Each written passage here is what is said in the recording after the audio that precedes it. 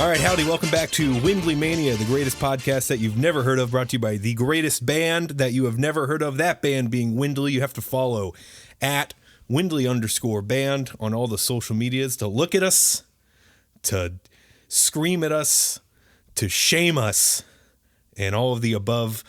I'm the best in the world, Andrew Rydner, and with me as always, man's best friend, Devin Hopkins. Devin, how are you, pal? I'm doing just fine. I have this down to, this is a big episode for us. You got that one like out. This is episode 69. It's a very nice episode. Nice. This is gonna be a nice. Nice.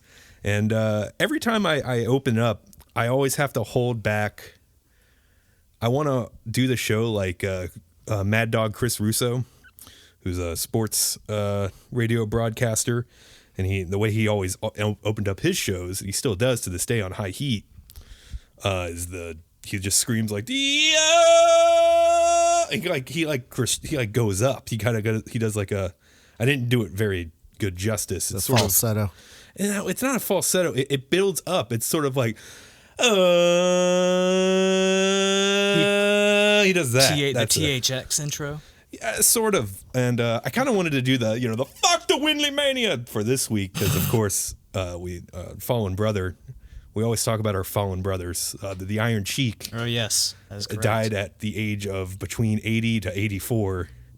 No one's sure. No one's sure what his birthday was. There were some claims that he was born either in 1939 or somewhere in the early 40s. People were not sure of this. I saw someone said, yeah, he died at 81. They just said, I feel like that's the closest thing, but still, nonetheless, I mean, he is. You know who the Iron Sheik is? To our unnamed guest, I'll bring you in. Famous wrestler, correct? He's a very famous wrestler. Devin. Yeah, he was also from the WWF era. He did a lot of. He was in Portland in his early thing when he started doing the Iron Sheik character, and then really he was in his early to mid 40s when they joined the WWF, and that's when he was he kind of got the character down. So he's doing a lot of character work, but he was very addicted to drugs up until the 2010s, and so his body was not really holding together even in his 40s, and what kind of drugs? Crack cocaine. Ah, good stuff. Yeah. So, but I thought about doing the fuck the WindleyMania, fuck the WindleyMania, fuck the man's best friend. But I feel like a lot of people know him through that kind of realm of just people enabling him to make him shout. He was on Howard Stern a lot. I was gonna say he was on Howard Stern a lot. I guess he's an honorary member of the Whack Pack, which is all those characters that were in and out of the show. Yeah. And I watched a couple clips of him on there, and there was one where they were talking to Hulk Hogan, and they were just going back and forth over the phone with each other. Yeah. And then they ended it with, I love you, man. But I meant to ask my mother about this, but she used to go to the wrestling shows, when they moved more so to South Carolina when Mid-Atlantic was still hot. But she went to a show, and Devin, her friend with the three sons? Yes. Iron Sheik was yelling at her, give me your phone number and stuff like that. I got to remember the exact story, but another fallen brother. Watch his 1984 feud with Sergeant Slaughter, the bunkhouse match, Madison Square Garden. Yeah, that's actually that holds up. Really? Yeah, I remember watching it. Last time I watched it was about a year ago because my girlfriend's dad is a huge Sergeant Slaughter fan, just because of the G.I. Joe connection. And I remember showing him that, and he'd never seen it. But I was watching it, holy shit! That was probably some of the best stuff as far as his WWF stuff. And then before that, before he was Iron Sheik, he was just sort of this undercard baby face, and he was very lean and stuff, and a very technical wrestler. But once he got the character, it was just he didn't really. He was just you just lean into that. Yeah, Iraq #1, Russia #1. USA Haktu Apu or however you would spit. Anyways, we are not alone today in the storage unit. We have Shredmaster General. I'm just going to make a bunch of guitar playing puns because that's mainly what I know you for. But you play in Nawcera, the mellow death band, as I've heard like 18 people yesterday at the show say they're a mellow death band. I think that's the Myrtle Beach. closest thing that you could describe us as. Yeah, but Jason Grant, how are you? Woo! Yeah, I'm great, man. Thank you for having me. Yeah, we've done a lot of episodes where we heard the Nawcera practicing, and we always end up kind of going in like a sidetrack, like talking about the band because it's all very exciting.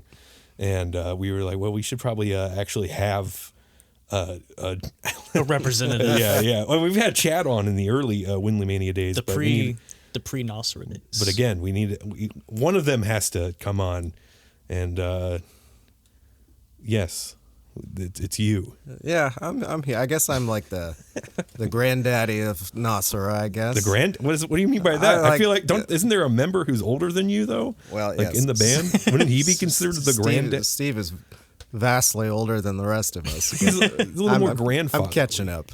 I just mean that, but the band kind of started with me and a drummer. This is long before Chad, but it started off with just guitar playing and drumming, and then eventually Steve and Elliot were in Severest, another local band. That band was sick. And that kind of fell apart at the same time that the other drummer and I were progressing, and everything kind of fell in place. So we added Elliot as the vocalist and then Steve as the bassist, and before we know it, we had a full lineup. That drummer was Luke Wright, who's now playing with Doyle. On tour. I didn't know the name, but I know Doyle. So. He's like this kid. He's like 18 or 19, right? I think so. He had crossed paths with Doyle on either like Instagram, something like that, where he would always do like a bunch of covers, and just phenomenal for his age and for drummers, period. And however, they started a relationship, and I think as soon as he was legal, it was like, let's go, let's do this. And he got a great opportunity, and he's killing it on the road. Wow. That's pretty cool. Yeah. That's insane. Yeah. So, how long have you been playing guitar? Because when I hear you play guitar, it's like this guy's been playing for a long time, or maybe just like very intensely for a short period amount of time. No, it's probably since I was 12. I'm 39 now, so however many years that is. Yeah. Okay. Quite a few. The mathematicians out there will figure that out. I'm not going to. We'll be here. We'll be a whole hour before we figure that out. Yeah. So like, why'd you play guitar? Because Metallica, man. No, just Metallica. No, I was a kid born in '84, growing up in the MTV of the '90s with music videos before it went to like complete nonsense. But now hold on, nonsense. What do you mean? I don't know. What's the show on there now? Don't they just play ridiculous? It's ridiculous. Well, there's a good reason for that. Rob Dyrdek pretty much kept that channel. It's like 24 hours of ridiculousness now, isn't it? It's pretty ridiculous. I don't really know what it is. Okay. So and then you saw Metallica. We had Headbangers Ball, which would come on at night, and that would be like all heavy bands of the 90s. Uh-huh. Whether it was Megadeth, Metallica, Pantera, Nine Inch Nails, take your pick. But I saw the video for one, and it's the one of them like jamming in the warehouse in black and white.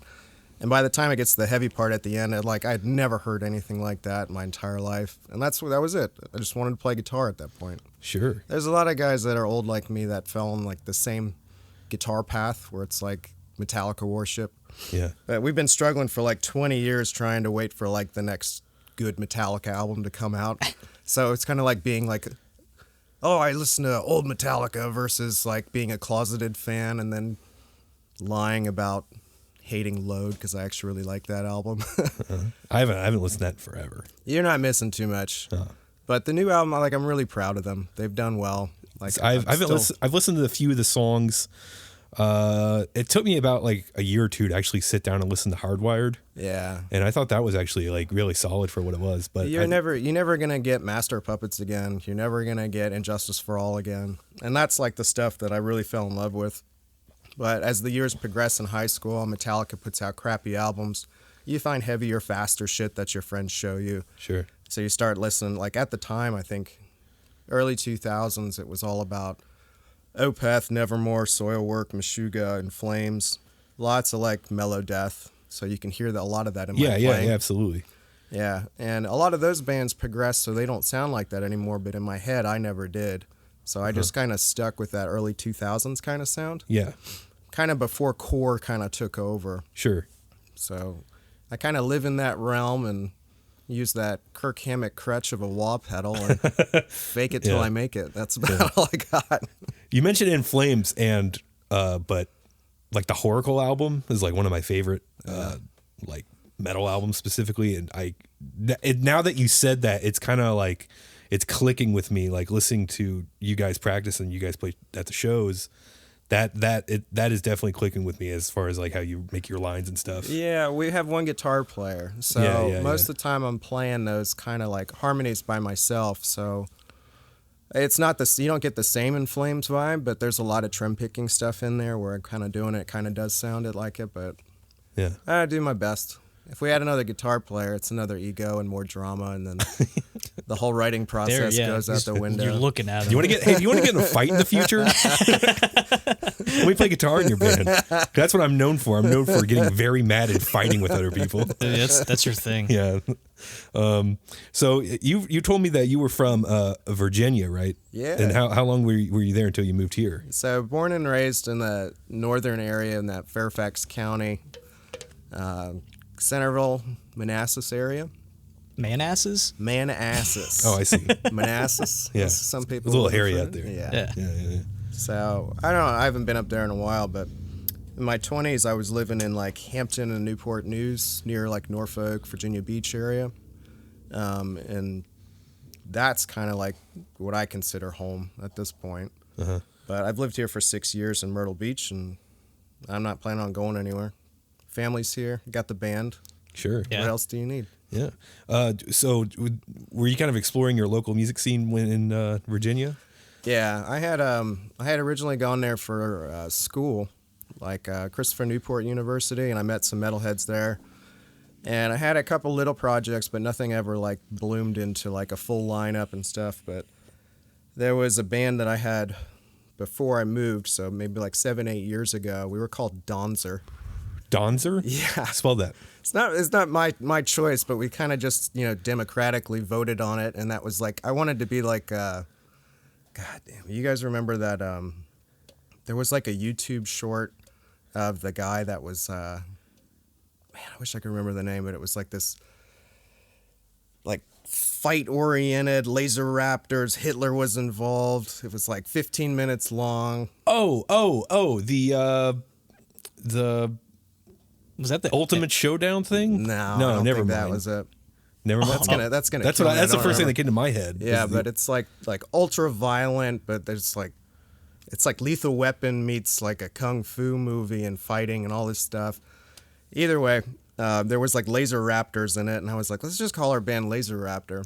Oh, that's way more badass than what'd you say, Donzer? Donzer. Okay. So Donzer came around. It was like, I don't know the conversation we were having, whether it was politically correct or not, but it was about how many people misunderstood By the Dawn's Early Light, and they would like how many people pronounced it just Donzer. By the Dawn's Early Light. Yeah. So like people just I like that. Never understood that that combination of words. They're just flowed together. Yeah. Because it also sounds like it could be like just some obscure character from like a sci-fi or like fantasy story. I feel like the national anthem was written in hindsight that like, hey, we're gonna play this at like sporting events where a lot of people are drunk, so it'll be very easy to sing and like slur your words while you're going through it. Yeah. And then half the people forget the fucking words regardless anyway. It's like the elemental P part of the alphabet. Elemental P. It's one word. It's a flow. Sure. Yeah. Not a great story, but interesting band name. Donzer. I do. Well, that was interesting. Yeah. Donzer. Yeah. And then when you explained it, it fucking wow. No. There's a little more to it, right? Yeah. Yeah. That's so you were in Donzer. And so Donzer was a metal drummer. It was me. We never had a bass player. By the time we added those other parts, I had already like planned on moving out of town. But those guys still play, but they're not doing the same thing anymore. But it's nice to know that I didn't fuck everything up by leaving. Sure. Still like have something going on down there. Our singer was kind of like a Backstreet Boy kind of guy that we were trying to train into metal. Oh, okay. Did you just have a good voice? It was like not really screaming that I was going for, but the music was kind of like Tool, Alice in Chainsy, not really like what Nawcera is doing now. So it was kind of interesting. Definitely different for the time. We're much more progressive. Yeah. Stupid 7-minute songs and things like that. Sure. And everybody's like, God, when's this song going to be over? I love that. I love that's a feeling I crave, is to be playing in a band that plays that long songs, and they're not jamming songs either. It's like literally like 7 verses, and I want to look up into the crowd and see them look absolutely bored. Although I get that in Windley sometimes, but I like to do it in a more antagonizing way. You guys have such crowd participation. How long does it take to get people to sing along with you? Or like you've almost trained the local audience.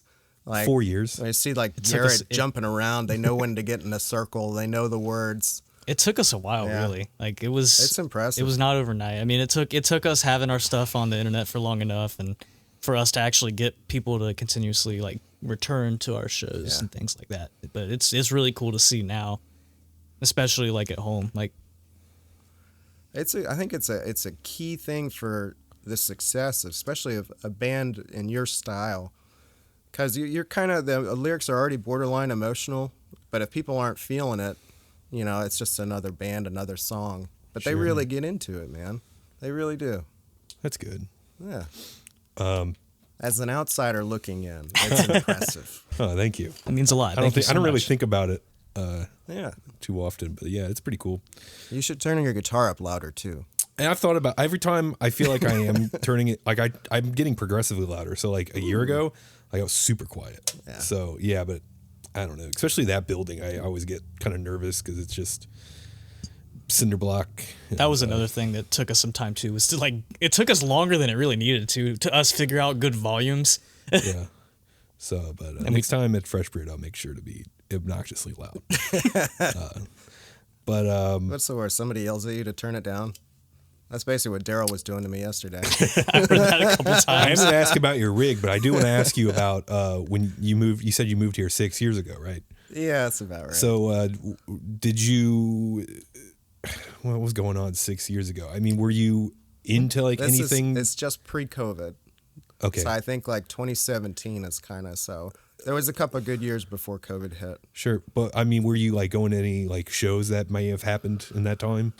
I didn't really know anybody when I first got here. The only way I got introduced to like local metalheads or whatever was buying gear, like buying used gear, whether it was like a cabinet from somebody that was a local player or buying an amp head or something like that, like stuff on, like Facebook Marketplace, tracking it down, trying to build my rig down here because I didn't really move with a lot of that stuff.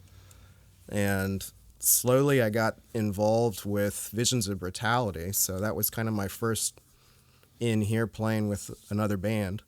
And I played with them, I think, for maybe like a year and a half, something like that. We did a music video. I did some solo work for them, and I just kind of was in school and wasn't doing too hot in school, and the band was kind of stressing me out a little bit. So I kind of politely backed out and apologized, and I took kind of a year off. And that's when I knew when I was like ready and school was about wrapped up that I kind of messaged Luke Wright about playing drums and trying to jam a little bit. And that was the beginning of Nawcera. Right on. Yeah. So, and then your guys' first show was that gym show. Yeah, Next Level Fit. So how was that? How did you have fun? Stupid crazy, man. 250 some people. Yeah. Like I just remember seeing the faces of even guys that had been playing for a while. Like Elliot's played a bunch of shows, Steve's played a bunch of shows, Chad, God knows how many shows he's played. But you could even see like the shit frozen look on his face before we were about to start. Like, I don't know if we could do this. And I was like, it's gonna be fine. It's gonna be fine. Yeah. And we pulled it off. Yeah, you did. I think there's definitely some flaws in the set, but I mean, 250 people didn't tell. No one, unless you're like severely fucking up and making it look obvious. I mean, No one knows. You're your own worst critic, anyways. But Sure. For sure. I think we learned a lot from those mistakes, and now we've corrected them, but found some new ones. And we'll go from there. It's part of the journey. It's the 2 steps forward, 1 back, but we're a little bit more forward than where we started from. Yeah. And then yesterday, actually, for listeners, that was last Thursday at the Arcadia Studios you guys played. Yeah. How was that? About 100 people showed up. Yeah, what was the final count, Devin? 94. 94. But there was like Yeah. over 100 people in the building. Yeah, Because there was a lot of photographers that didn't. the didn't bands, pay, the photographers, so. a couple family members. Yeah. So probably closer to like 120. Yeah, but still 94 people gave $10. Plus, you got all the people, the staff members of Arcadia too. There's Yeah, about sure. 4 or 5 people from them. This is like old WWF. We're counting everyone in the fucking building. Yeah. But The guy at the hot dog cart, There- the guy at the beer cart. yeah. Yeah, there's like 4 people from the Nosh Pit truck. Yeah, that's Oh right. yeah, the Nosh Pit. Yeah. 93,419 screaming Nawcera maniacs out there. So Yeah. the Myrtle Beach shows, I was talking to Costin, and Devin's a big part of that too. But Costin, his goal was 40, so we Goals- doubled that. Goal's always 40. So success. I mean, for me, I personally wanted to see 100, and we did it. Yeah. So Yeah, I'm very happy. Yeah. Especially like in that room too. Like Yeah. once it's like full, it's full. And I 100 haven't really feels like I haven't seen the 200, crowd from the stage yet, but I imagine it's pretty cool looking. Yeah, I couldn't see shit up there. Oh really? Yeah. I saw there's a bunch of fog going on. Who had the fog machine? They got Daryl's got one below the stage or something. But it's cool. He's got that like laser thing going on there too, which is really Yeah. cool. But I could like barely see my. It's the first time where I've been like, man, I should get those lumen lays or whatever, those glow in the dot things on the top of my. That like would have been perfect. Yeah. I never thought it was necessary, but I really couldn't see anything up there. Yeah. So at that gym show it was more massive, but yesterday was pretty massive. Your gig rig. The gig rig. to say. What did you have at the gym? You had Yeah. 4 cabinets and 2 heads. I had 2 full stacks Yeah. running at that show. Yeah. So So I had Yeah. I do it like if you've ever played with a full stack behind you, that top cabinet like shooting right into your head is like the worst sound in the world. Oh, okay. I don't care if you dial it in right when it's on the ground. By the time it gets ear level, it's like it sucks. Yeah. There's no way it's gonna sound good because it's just hitting your ear the wrong way. So I actually don't run like the top 2 cabs where I have a solo rectifier and then I have a triple rectifier. It's like 90% of the sound is coming out of the bottom 2 cabs. And that's the triple rectifier with the delay and all that stuff. And then the top 2 portions of the cabs are just like a little bit of the solo rectifier. Okay. So there's just a little bit coming out the top, which is also, it's a clean sound. There's no like delay pedal in that loop or anything like that. So it's almost like running a wet dry rig, but with like 2 full stacks. It's pretty sick. A lot of fun. I can imagine. And But this last show was just just 1 full stack, but we had the 412 on the left and the 412 on the right with the triple rectifier. were they both going? Yeah. I did that once and that was awesome. Yeah, it's sick, man. It fills up. That was a 2. But then like every that's right. every sound guy is like, how many do you have? yeah. Like, sorry, it's necessary. Yeah. I am sorry. But I was telling Daryl too, because we were backlining. I was like, well, how many of these bands have 2 guitar players? You know, they're going to use them anyways, so they got to be up here. So That I makes sense. got Yeah, yeah. that kind of justification out of it. Yeah. So Wasn't his Steve's bass rig was off to the side, It wasn't was. it? oh, was it? Yeah. I didn't even notice. Stacked on the floor. We couldn't fit it on the stage. Yeah. Oh shit. Oh man. So Steve's the conspiracy theory guy. Yeah. Anything government conspiracy related. You said you didn't want to talk about conspiracy theories. You were like, no. I don't wanna I'll talk a little bit, but if you want like the in-depth rabbit hole kind of thing, Yeah. and Steve actually has a lot of facts he likes to throw in too. I'm more speculative, like if you want to talk about the moon landing or something like that. For me, that shit's real fun. Yes, moon landing. Yeah. Maybe, maybe not. I don't know, but A good flat Earth conversation is always good. You know, I've never been into conspiracy theories, but there's this comic book. I think it's still going. It might be ending soon. It's called Department of Truth. Okay. And it's basically it's like Harvey Lee Oswald. He like runs like a secret like agency. Harvey Lee? Or what's his name? Lee Harvey? Lee Harvey. Lee Harvey Oswald. Harvey Dent. Harvey Lee Dent. Yeah.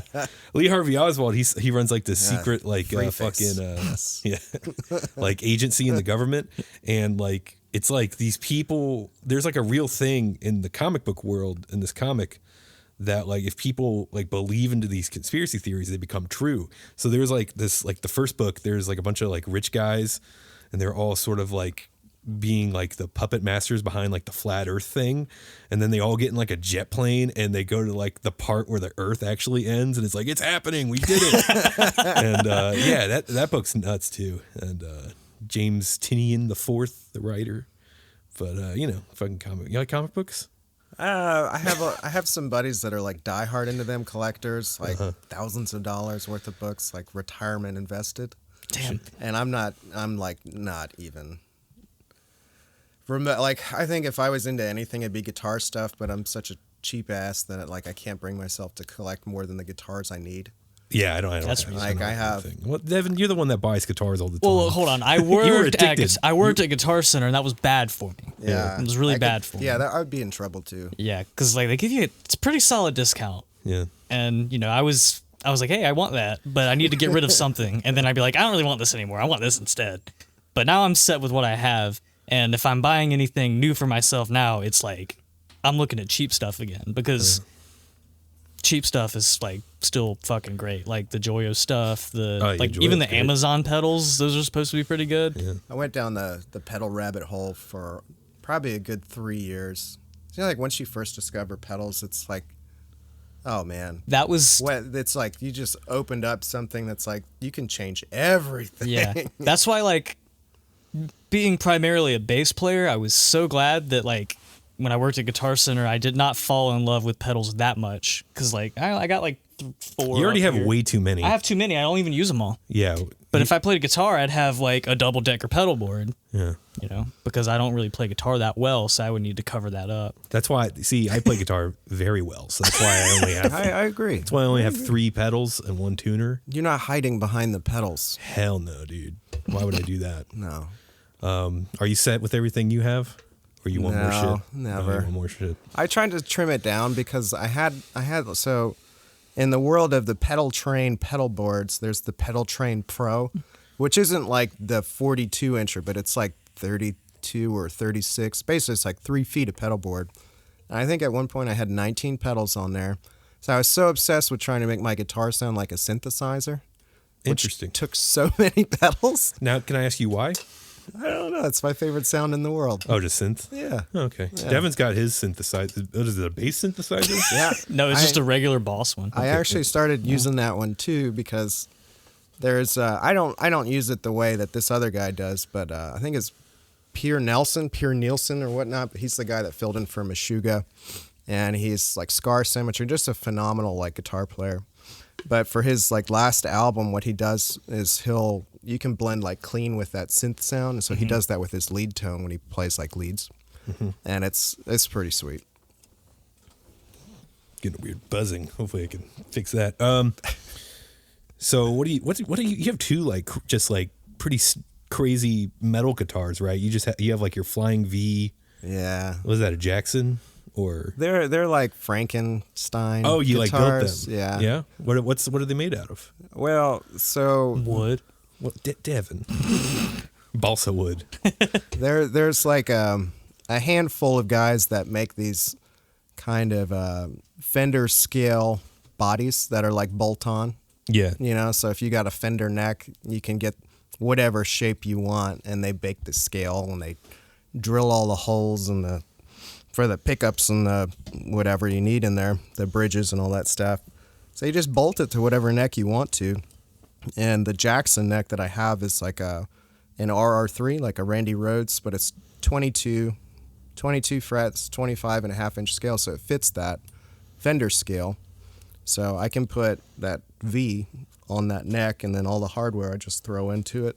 That's pretty cool. Yeah. Plus, it's like original. Like nobody's got that guitar. Yeah. Sure. But I got another one that's coming in. That body is going to be like an Explorer shape, and that'll take place of the backup. But same thing. Your other one's an Explorer, right? Or what's your backup?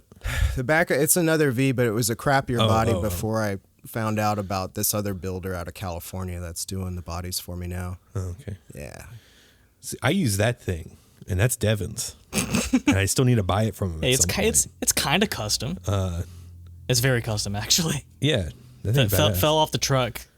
Guy, one of the guys I used to work with, bought it and fixed it up. Who took the finish off the neck? The guy who used to have it. Is there a pick? Have Jason shred. There's a pick right next to you. Shred on the microphone. Shred on the microphone. It's a very I bought it from he brought in a bunch of shit one day because I just tuned it up back to standard, so it might be out of tune right now, and it's also a little warm in here. But yeah, that's okay. He brought it in. This is like my go-to little like pentatonic licks, right? Look at that.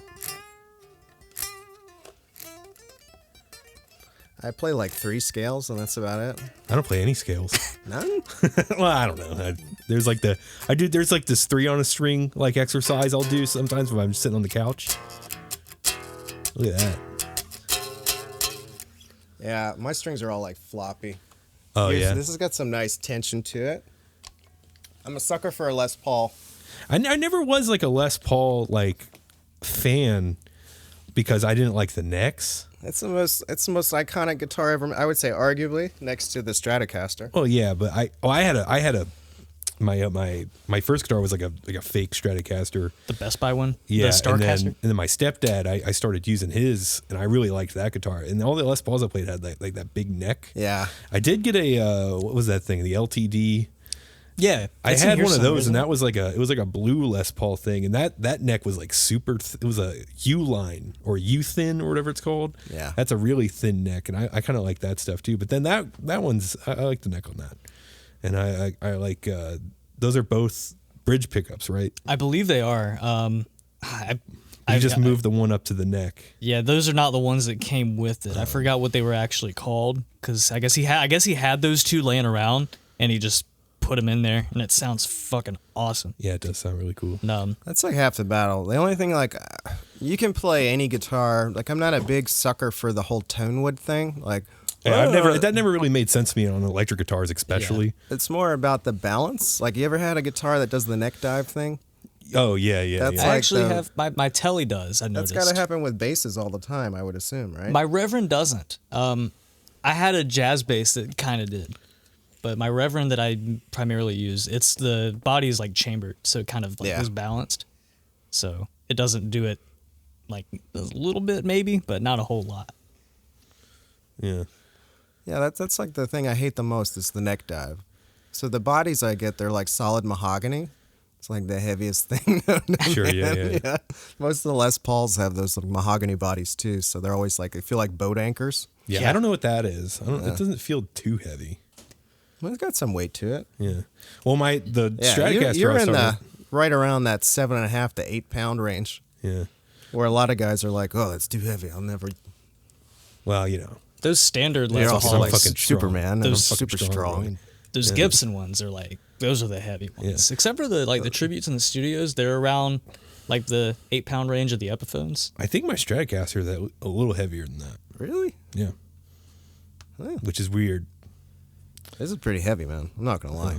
Maybe I just don't notice. You're probably just used to it. Super strong too. Yeah. Been working out, big guy. So I've been lifting. Yeah. Been lifting guitars. Move out of the way, Costin and Garrett, Costin and Garrett. and whoever else picks up things for leisurely fun. Let's see. Do you want to play a game, perhaps? Yeah. We got games? Let's play a game. So we got games on this podcast? You play guitar. Yeah, I feel like we nerded out about guitar stuff. For a little bit. People were hitting the 15 on the podcast thing. Yeah. They're like, oh, damn I found it compelling. At least we didn't get into like noise gates and stuff. I never, the really cool stuff. So, let me ask you this real quick before the game, because it has to do with guitar and metal. But do you have any things outside of metal that you enjoy? I think so. The best band that ever existed to me is this band called Richelieu.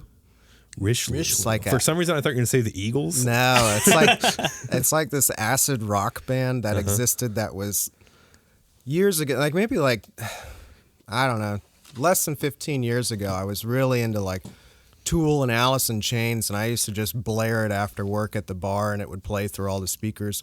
But YouTube, the algorithm would always like suggest that I listen to like Richelieu, and it would always pop up on that side. And then it was based. If I could describe it as anything, I wouldn't relate it to Tool, but more like Mars Volta, like down that realm. There's an amazing singer, very high end oriented, but like solid lyrics and not like crazy. Like you would think I would just be listening to like shredders and shit, but it's more about progressive music and really like riding the wave. Sure. Very trippy sometimes, but they broke up. But their last album was, I think it was called Living as Ghosts with Buildings as Teeth. It's just fantastic album. Yeah, all the Living way through. as Ghosts With buildings as with teeth. buildings as teeth. Yeah. As teeth. Yeah. Fool for a day, king for a lifetime. And they'll King for a day, fool they'll for never King, get yeah. back together. They'll never play again. I never saw them live, but just amazing. I'll have to check them out. Yeah. Yeah. Sounds I've never heard of cool. them.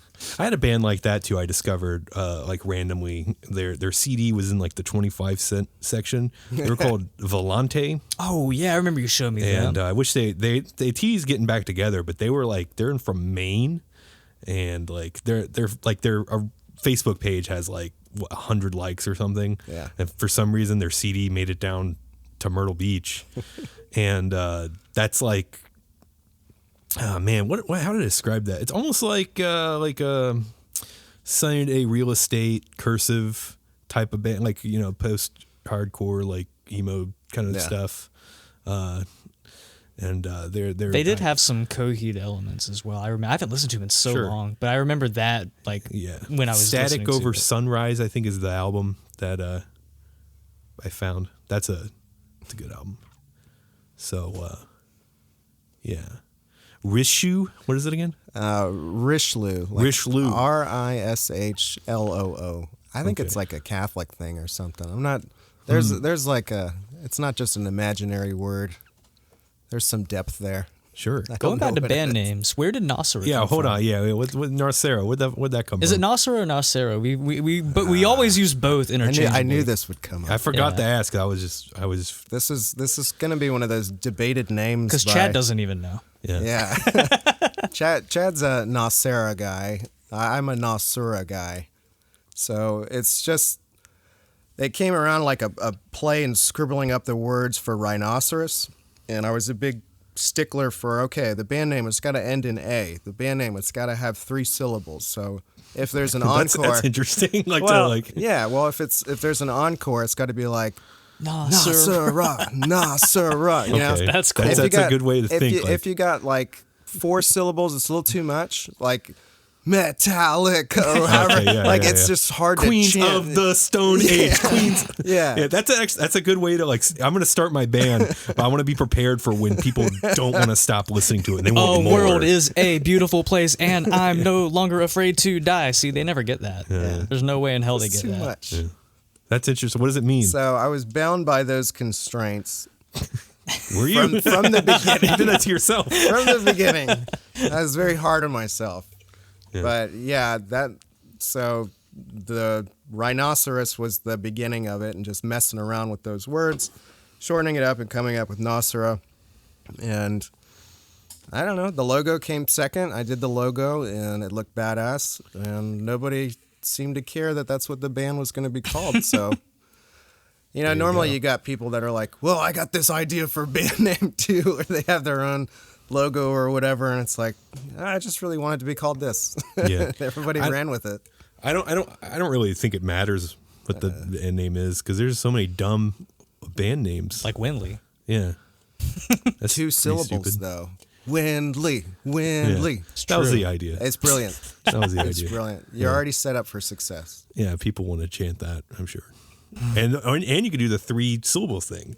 We can go Windley sucks. Oh. Yeah. Or, fuck Windley or whatever, Yeah, maybe that's why you got to go 3 syllables. So it's awkward when the sucks part gets interjected. Yeah. Hey, maybe it's Windley rules. The Windley. Should change it to the Windley. The Windley. We are the Windley. My morning jacket. My morning jacket. I want to do that all day. Just think of dumb fucking long band names. Yeah. Or I guess maybe do they just go jacket? It gets shortened up. Okay. Yeah. All right. So glad we got that settled. Where the band name came from? Rhinoceroses. Yeah. Plus, it's like it gives us an opportunity to have a mascot if we want to do that. Oh man, you should get a rhino playing the guitar. What's the rhino from the fucking Blue Rhino up to now? Why don't you just steal him? I don't know. The Blue Rhino? Yeah, from the fucking boners pills. Oh, Rhino 69. He's still singing. He's still slinging. He's still doing that. Well, maybe you can ask him. Yeah. Have like about wiener pills. Well, he's the mascot of the wiener pills, the rhino pills. Yeah, the So rhino. maybe he's out of work and needs a job. Exactly. Yeah. Oh, okay, I get it. Yeah. I'll look him up on LinkedIn or something. He's probably on LinkedIn. Yeah. Okay, so the game I want to play with you is going to be Name That Riff. Isn't that exciting? You're going to have to name these guitar riffs. They are famous metal guitar riffs played by yours truly. You're playing them? Oh, that's what you were doing when I got. So I had to. Shit, I should have came earlier. So I made the guitar riffs so that like you wouldn't be able to tell, like, because they're all from different eras. Okay. So it's sort of like the same, thing. You won't be able to like tell for sure. And plus, they're sloppily played by me. Well, that's not. That's the only way to do it. With my friend, the robot drummer. So actually, I'm probably going to need to mute these because we do this in a very weird way. That's not coming from the speakers, is it? I don't know. All right, let's go for it. You ready to play Name That Riff? And Devin will be your help. I don't know how much help you'll be. I don't think I'll be as much help. See my landline? See my just in case. Call? Yeah. Okay. So how many times do I get to use him every time? Or is it limited? I think you'll be okay. I think you got this. But I don't know. I played these very badly. So, riff number 1.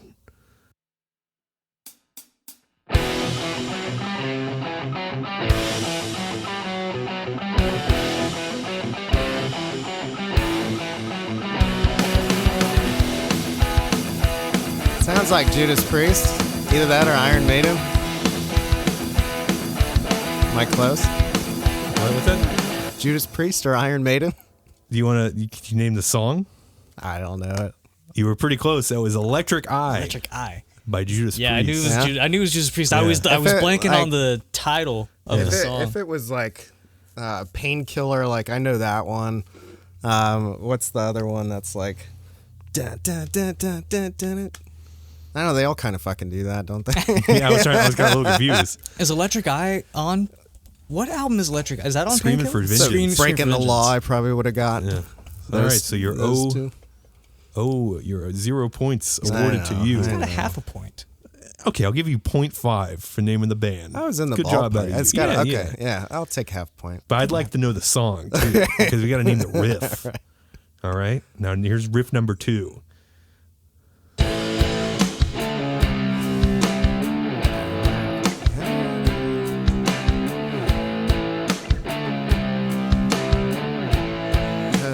Black Sabbath, Deep Purple.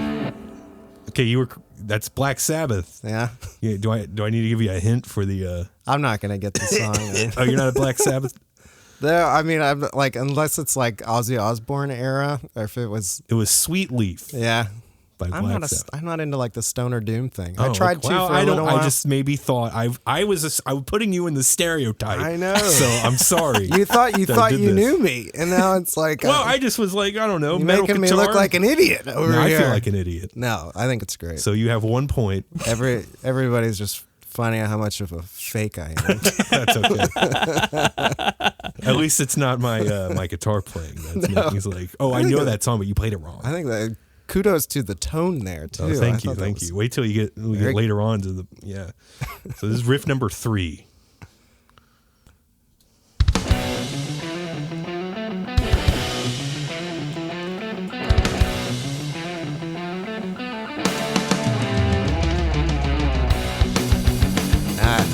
have this one at all. Huh? I don't have that one at all, man. Oh man, I got nothing there. I can become a god. That give you a hint? That's Megadeth? Yeah, it's Megadeth. No shit. That's Tornado of Souls. Okay. That one, I don't even fucking know that one. Honestly, okay. everybody does it for like the Marty Friedman solo. Yeah, it's a So pretty that's- crazy solo. Yeah. So Sorry. did you say? Well, I guess with that, you have 1.5 points. Okay. It's pretty good. Let's see if you can get. I thought maybe I got 1 point for 2 half-point scores. That's what I'm saying. You got half point, and then another half point for naming the bands. I didn't get the Megadeth one. Oh, then you only have 1 point. I'm trying to be honest. Okay, so you can go for 3, and that'd still be a passing grade. All right. Here's riff 4. You ready? Yeah. Depressingly. Yeah.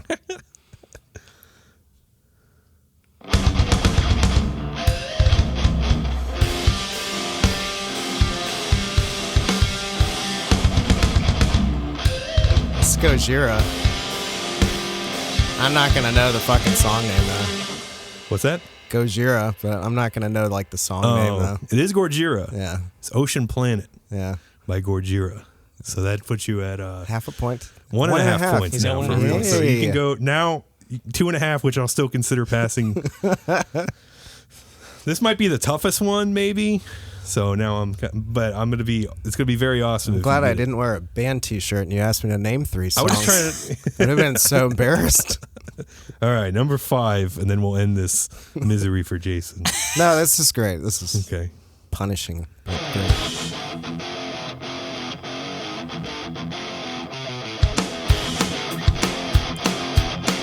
Very thrashy.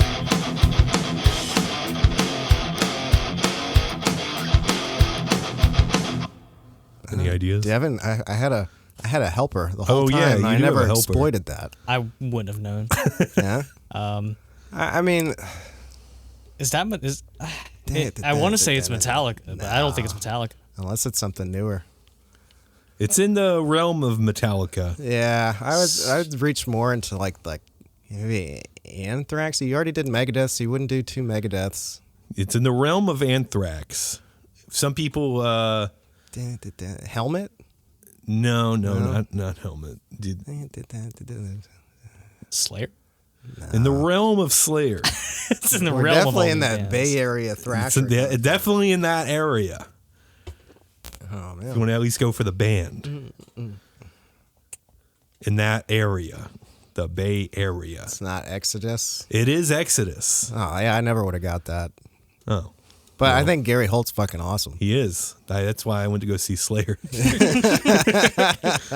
Whenever that was a while ago, but I went to see Gary Holt. That was the Toxic Waltz Oh yeah. by Exodus. I mean, I figured you were gonna play like Inner Sandman riffs and stuff like. Well, I don't You're gonna know. make this like really easy. Giving you some deep cuts. No. That's like one of their bigger songs. I don't know. Okay. Well, I'm sorry that I did that.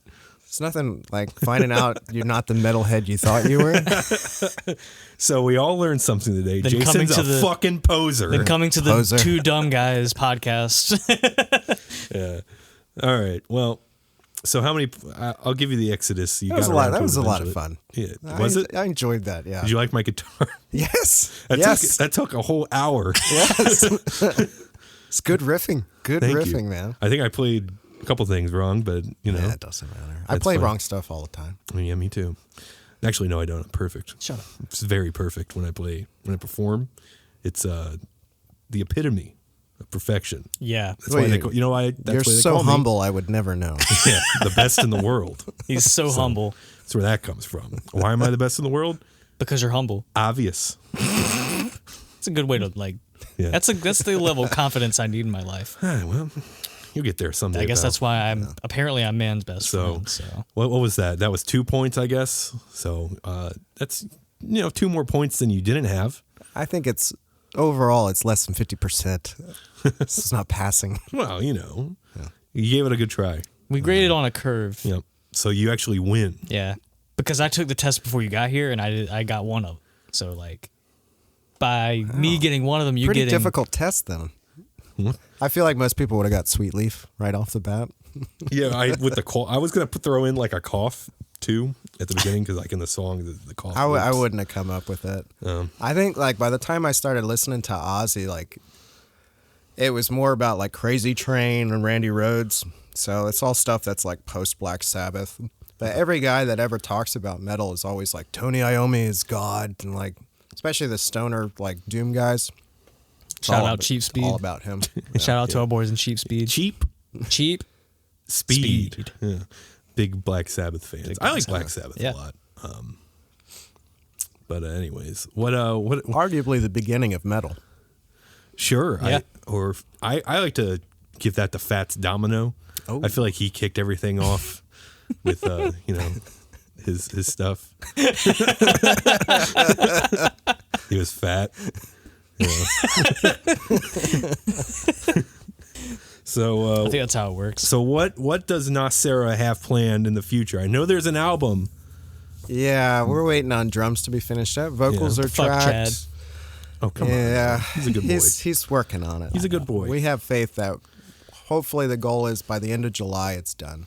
Right There's on. 6 songs on there. Yeah, keep talking. Sorry. I just forgot. I thought of something. Go ahead. You're going to get 6 tracks and then plus a bonus like instrumental track. Ooh. Total runtime is maybe like 35 minutes or so. Very sick. Nice. So it's a good first release. We just need stuff that's out there so people can listen to us on, Spotify, Apple, whatever they're using. Hell yeah. Yeah. I'm very excited to hear the finished product. I mean, I've heard it live, but it's always different. It's Like, always worse live, I would say. it's cool live. I think you're one of the better. You guys are super tight. I was gonna say that earlier, like, cause I didn't get a chance to cause I was running door at the show, so I didn't get a chance to watch your whole set. But like everything I heard sounded so fucking good. heard the whole thing. Yeah, you can hear it from outside. You can hear it from out fucking side. But no, everything I heard sounded really good. And I'd said this before we started recording. I wanted to save it for this, but I finally got to hear Steve do the background vocals, and I didn't because I didn't catch him in the gym just because of the sound situation there. But hearing them in that room, holy shit, that dude sounds evil. Yeah. They do this. It's the second to last song we play. It's called Fixed and Dilated. And it's the only one we have with like this breakdown in like the end of the song. And we'll probably start doing more of it because it's that's the stuff, like how you guys get that crowd to crowd interaction. It's riffs like that are really going to do that for us. Especially and they here. started doing this chant thing where they're like, aye, aye. And Steve's such a huge part of that, man. And he really is like that high, nasty witch cackle, screaming monster. Like it's great. He's fantastic. Yeah. Cool dude. Whole band's fantastic. All cool dudes. You guys are all a bunch of cool dudes. Yeah. Bunch of cool, talented dudes. We're trying. You succeed. Doing a good job. You're doing Thanks. great. And I think Costin said this last week, but the social media with all the videos and shit, that's a 90% of that's Elliot. Okay. And he's great. He I don't does a have good the job. energy to do it as much as he does, but I'll do some, and then Elliot will do a lot, which is really cool. I don't think there's a day that goes by where I don't see something from y'all. Like even if it's from like a few days before, like I'll scroll and I'll see something that y'all posted. It's like, holy shit, they're keeping me reminded that they exist. Yeah. Which I didn't really need, but because I knew. But I need to helps. Yeah. know. I need to know. What's Tell me, baby Jason, I need to know. What's your preferred streaming platform or whatever social media platform do you prefer? Like, are you an Instagram guy? Or are you I don't really like any of them. Yeah. But I feel like anytime I need to reach out to someone, I use Instagram. Yeah, that seems to be working better for us, right? At least for exposure wise and gaining like new followers. Yeah. Instagram's definitely the move for bands right now. And I use Spotify personally, but I know a lot of people use Apple. Yeah, I use Spotify. But I use Spotify. I guess I had technically whatever the music thing is on my computer, but I use Spotify if I have to, and then I may listen to podcasts, so I'm using the Apple Podcasts. So, but yeah, Jason, what else? Is there anything else you would like to mention about the future or? Yeah, Myrtle Beach else? Shows has us lined up with another gig in September. That's right. I think it's like the 16th. Okay, where is that? So we start getting a little bit closer to that. We'll start pushing that really hard. Right on. But that's kind of it. We've had a couple people try to contact us about shows maybe in Charleston, and we're 4 guys. Everybody's got a job, so it's one step at a time. But the Myrtle Beach thing right now is really working for us, and it's allowing us to give us the time to finish the album. Yeah. But probably start trying to branch out here next year, I'd say, as far as, maybe a couple shows in North Carolina. I got a good buddy of mine that plays, the band is called Septum Bone. It's kind of like a caveman slam. Hell yeah. Kind of hardcore thing. Tim Coleman. I ended up buying like a PV 5150 6505 head from him. That's sick. Like real early when I first moved down here out of North Carolina. I bought it and I drove back. And I always stayed in contact with him, but there's another band he's good friends with called Chained in North Carolina as well. And Septum Bone is going to do like a release of a new song or a new like EP or something that they're doing, and they invited us to jump on that, but I think that's in October. But nothing confirmed, but possibly this year in North Carolina. Very sick. Bunch of hardcore bands. We're not really a hardcore band, but I think it'll still work out. They'll still like it. Yeah, I think they'll still like it. Yeah. So, where's all the Nawcera stuff? What's the handles? What's the handles? Yeah, I mean, Nawcera band. There's no crazy underscore stuff or whatever, because it's like an imaginary word that doesn't exist. It wasn't like an issue where we had to like throw some numbers on it or something like that. Yeah. It's just Instagram. It's just at Nawcera, Nawcera. Facebook is the same thing with Nawcera, and then we got YouTube as well, but there's not too much on there. Yeah. But that's is any of your live sets on there? Did you record any of that? We did Jose is a good buddy of the Myrtle Beach Shows group as well too, and he does awesome video work, and he's the one that did all our videos on the YouTube channel from the Next Level Fit show. Right on. So if you're doing like local video, definitely get with Jose. Jose's the man. Yeah, he is. He's talented as fuck. He can play everything. Yep. Well, Jason, thank you for doing the WindleyMania. Yes. Thanks for hanging out. Thank you for showing me how much of a poser I am. I love exposing people. That's one thing I knew love. this was one of those gotcha interviews. Gotcha journalism. The poser exposer himself over there. I love doing that. But yeah, I really appreciate it for hanging out, and I'm excited to watch. The shoe's going to be on the other foot one day, Andrew. when Nawcera Mania is on, he's going to show you a bunch of stuff. Yeah. You're not going to know what the fuck it is. So, right on. I had a great time. Thank you for having me, and Chad, maybe he will join us next time. Yeah, maybe. I would love to have it next time. He's been on here a handful of times when we were first starting to do this, and he was just nervous. Yeah, I was too. No. All right. So again, you guys played yesterday, June 8th, and the Myrtle Beach Shows Collective helped put that together. And they do a good job, but we need you. They want you to do a good job too by coming out to the shows. And everyone's been doing a good job doing that, but there could always be more people. And there's a bunch of shows. You got to follow at Myrtle Beach Shows on the Instagram and the whatnots for all this crap coming up. So June 16th, that is this Friday at Fresh Brewed. It's a show starts at 7 p.m. and it's $10 right now on Eventbrite. Yeah, you get on Eventbrite and buy a ticket. But it's $15 at the door, so you want to go ahead and save some money. We got Bedlam Hour doing a reunion, and let's see, Circuit's playing, Brandy and the Butcher from Columbia, and Heavy for the Vintage synth punk band with some old Myrtle Beach natives. And then let's see, the next day, Saturday, June 17th, at the Brick House Lounge, $20 tickets. I think they're shutting off those pre-sales soon, right? On the 10th. Yeah, so by the time you're listening to this, you will not be able to buy a ticket. Sorry. So just get there as soon as you can if you want to get into the show, because we have a feeling that a shit ton of people are just gonna walk up, and if you want to make sure you can see everybody, get there at like 4 o'clock.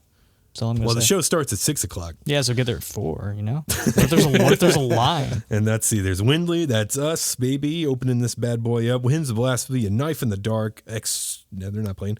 Your Spirit Dies, and No Cure, Graves of Valor, and My Children, My Bride, June 17th at the Brick House Lounge, $20. Yeah, that show's going to be huge. It's going to be insane.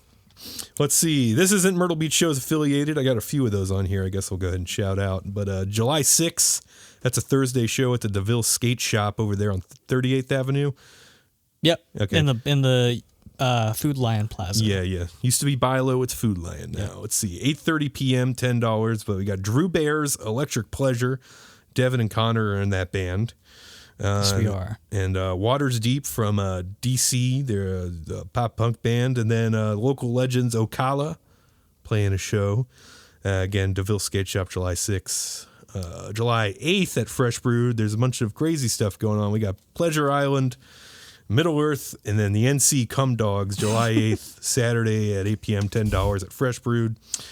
July 15th is at Fresh Brewed again. That's a Saturday at 7:30 p.m., $10 at the door. Circle Back. Wait.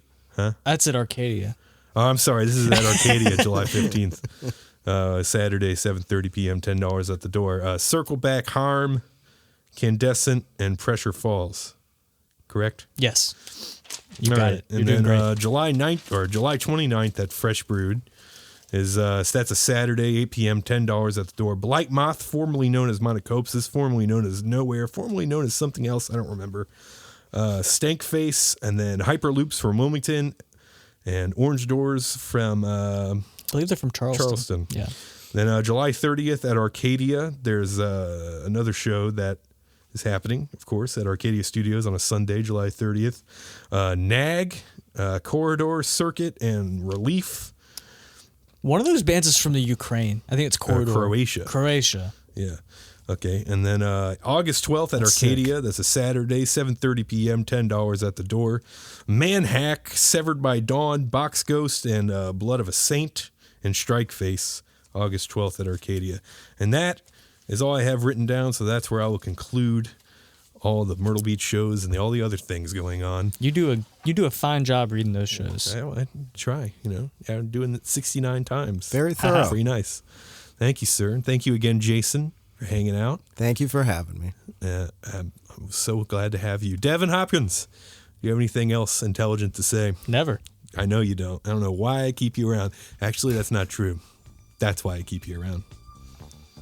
I don't know what you mean by that. Yeah. I don't know how I feel about your antics. All right, so for more Windley crap, you got to follow at Windley_band and check out windleyhub.blogspot.com. Follow at Myrtle Beach Shows. Follow Nawcera on the thing, and then, you're going to have a happy little dance and go to bed. All right, so goodbye, everyone. Bye-bye. Bye-bye. Bye.